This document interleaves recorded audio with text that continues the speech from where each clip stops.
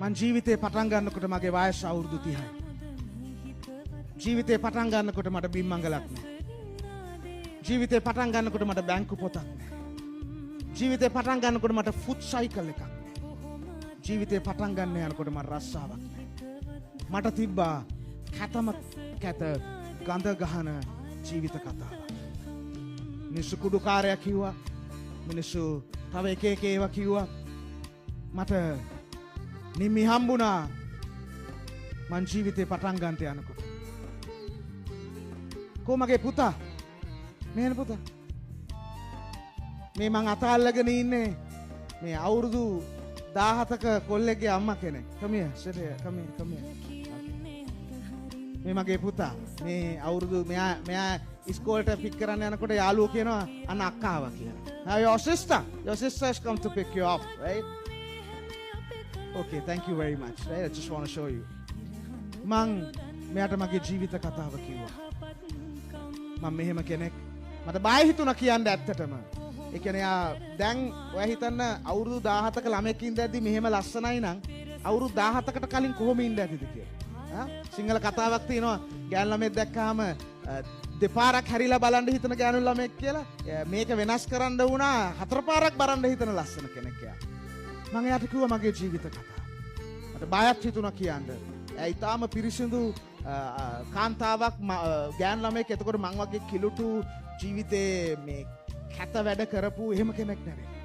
එහමව කසාද බඳින්න කැමතිලා කසාද බැඳලා ටික දවසක් යනකොට දැන් මට අපි දෙන්නට සල්ලි නෑ ලොකුවට. අපි දෙන්නට ලොකුවට සල්ලි නෑ. අපිට පුංචි පඩියක් තිබ්බේ. පුතා හම්බුණා. පුතා හම්බ වෙලා දැන් අපි ඉන්නකොට දැන් මගේ එළියට යනකොට මෙයාට ඇඳුම් අඳින්න ඕන. මෙයා ඇඳුම් ඉල්ලන්නේ. ඇයි? එයා දන්නවා මට එහෙම ලොකු ඇඳුම් අරන් දෙන්න සල්ලි නැහැ කියලා. මම එක දවසක් ස්කර්ට් එකක් ගන්න රුපියල් 500ක් හරි 600ක් හරි රුපියල් 500ක් 600ක් අරගෙන පමුණුවට යන පාරට මෙහෙම තියනවා මේ පාරේ කඩ.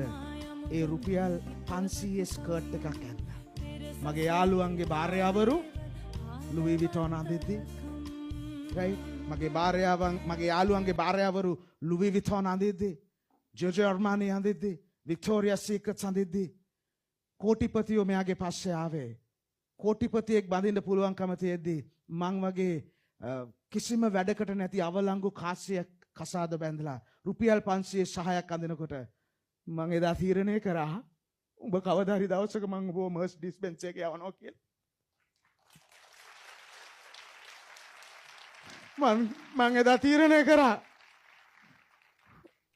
උඹ මං වගේ කෙනෙක් බඳින්න සුදුසු නෑ. බැඳලත් උඹ අසාමාන්‍ය කැපකිරීම කරනවා. මම උඹව කවදා හරි දවසක මර්සිඩීස් බෙන්ස් එකේ යවනවා. කවදා හරි දවසක උඹ රුපියල් ලක්ෂ 2 ලක්ෂ 3 ගවුම් අඳිනවා. රුපියල් 500 ගවුම් අඳින්න යන්නේ නැහැ කියලා. ඒක නිසා thank you right. අපි ඈට හොඳ අත්පොළ සන්නාදයක් දෙමු. ඔයාට තියෙන්න ඕනේ අද එහෙම පිස්සු බඩගින්නක්.